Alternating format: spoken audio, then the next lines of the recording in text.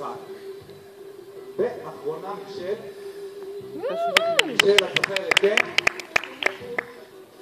הלוואי הזאת יכולה פשוט פתאום לשכב ולא לרצות לעשות כלום. זה מאוד תלוי עכשיו במישל, אני פה לא מתערב. אני זה שגורם לה לשכב ולא לעשות כלום.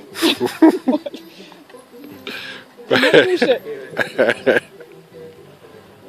תעבור לה. קשה.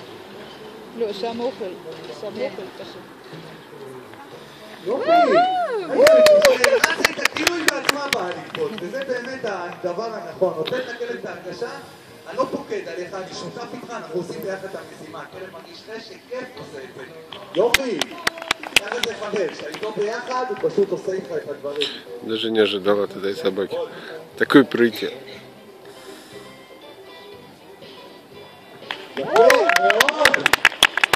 Слушай, может будет у нас 10 לא, סיימנו סיבוב ראשון, זה היה החלק הקל.